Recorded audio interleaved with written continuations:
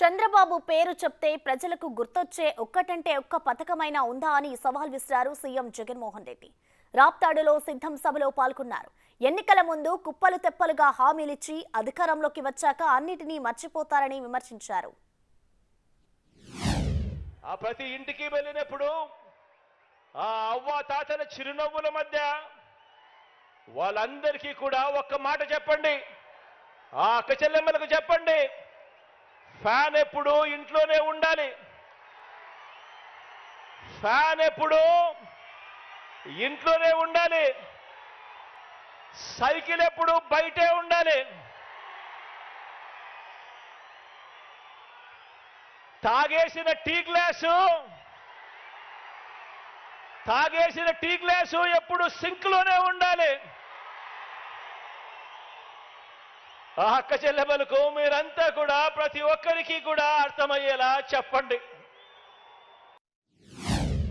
ఈ పాలనను కొనసాగింపుగా 2024 ఎన్నికల్లో ప్రతి కుటుంబం, ప్రతి ఒక్కరూ వారి మంచి భవిష్యత్ కొరకు 2 బటన్లు నొక్కాలి అని ప్రతి ఇంటికి వెళ్ళి చెప్పండి.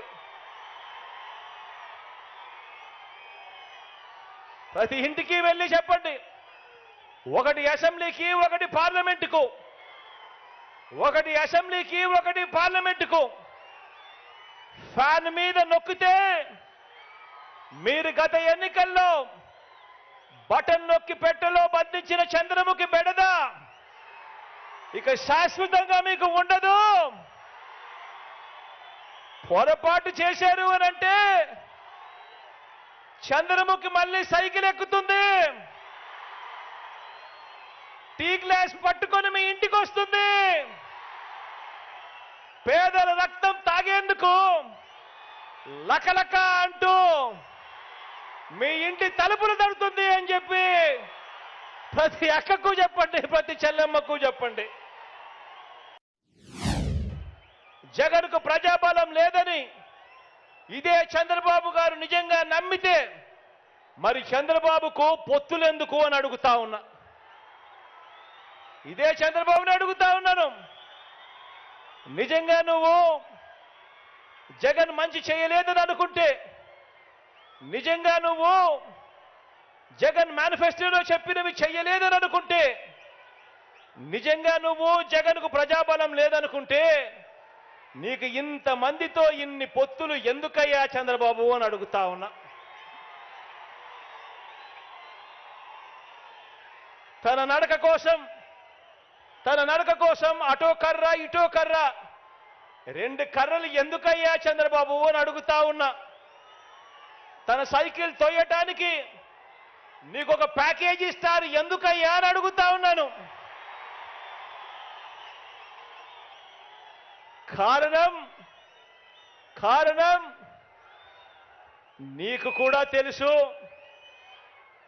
కూడా తెలుసు జగన్ ప్రతి ఇంటికి మంచి చేశాడు కాబట్టి, వైఎస్ఆర్సీపీ చేసిన మంచి ప్రతి ఇంట్లోనూ కూడా బ్రతికే ఉంది కాబట్టి అని చెప్పి నీకు తెలుసు. ప్రజలే అండగా, ప్రజలతోనే పొత్తుగా పోరాటానికి మీ బిడ్డ సిద్ధం. మరి మిమ్మల్ని అడుగుతా ఉన్నా, మీరంతా కూడా సిద్ధమేనా అని అడుగుతా ఉన్నాను.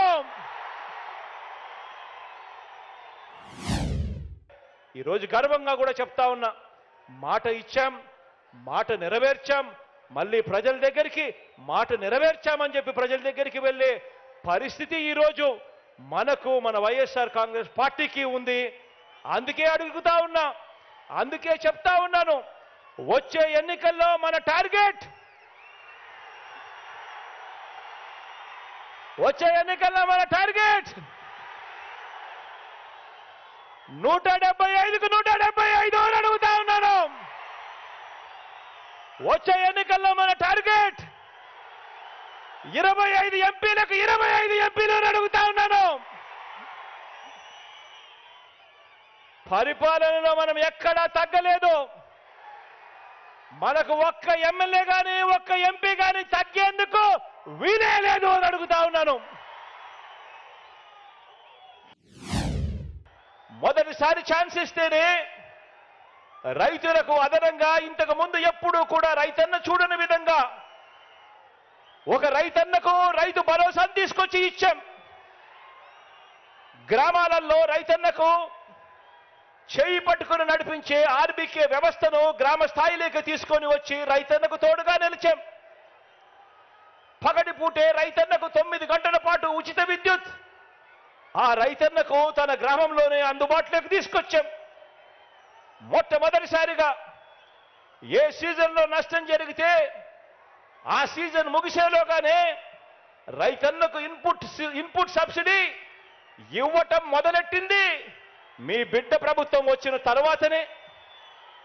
రైతన్నలకు మొట్టమొదటిసారిగా ఎప్పుడూ జరగని విధంగా ఉచిత పంటల బీమా ఇస్తా ఉన్నది కూడా మీ బిడ్డ ముఖ్యమంత్రి అయిన తర్వాతనే.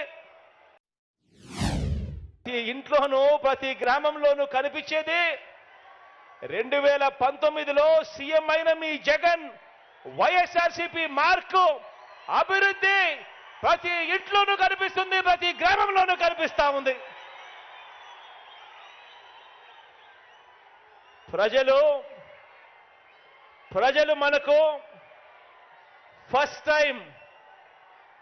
మనకు ఫస్ట్ టైం ఆశీర్వదిస్తేనే దేవుడు దయతో ఇంత మంచి చేయగలిగాం. ఇక ప్రజలు మనల్ని second time, third time, fourth time ఆశీర్వదిస్తే ఇక ఎంత మంచి జరుగుతుంది అని చెప్పి ప్రతి ఇంటికి వెళ్ళి చెప్పండి. అంతేకాకుండా ప్రతి అడుగులోనూ కూడా ముఖ్యమంత్రిగా నేనుంటూ అణగారిన వర్గాల మీద, వారి మీద నేను చూపిస్తా ఉన్న ప్రేమ, ప్రతి మాటకు ముందు నా నా నా నా అంటూ నా ఎస్సీలంటూ, నా ఎస్టీలంటూ, నా బీసీలంటూ, నా మైనారిటీలంటూ, నా నిరుపేద వర్గాలంటూ గుండెల నిండా ఆప్యాయతతో చరిత్రలో ఎప్పుడూ కూడా చూడని విధంగా, జరగని విధంగా నామినేటెడ్ పదవులు, నామినేషన్ మీద ఇచ్చే కాంట్రాక్టులు ఏకంగా చట్టం చేసి మరి 50% ఇస్తా ఉన్నది ఎవరు అనంటే మీ జగన్ అని చెప్పి ప్రతి ఇంటికి వెళ్ళి చెప్పండి. ఇదే వేదిక మీద నుంచి సవాలు విసురుతా ఉన్నా. 14 సంవత్సరాలు ముఖ్యమంత్రిగా పరిపాలన చేశారు. 3 సార్లు ముఖ్యమంత్రి కుర్చీలో కూర్చున్నారు. మరి 14 సంవత్సరాలు ముఖ్యమంత్రిగా పరిపాలన చేసిన మీరు, 3 సార్లు ముఖ్యమంత్రి అయిన మీరు, మరి మీ పేరు చెబితే రైతులకు గుర్తుకొచ్చే ఒక్కటైనా పథకం ఉందా అని అడుగుతా ఉన్నాను ఇదే పెద్ద మనిషి చంద్రబాబు నాయుడు గారిని. 2 చేతులు పైకెత్తి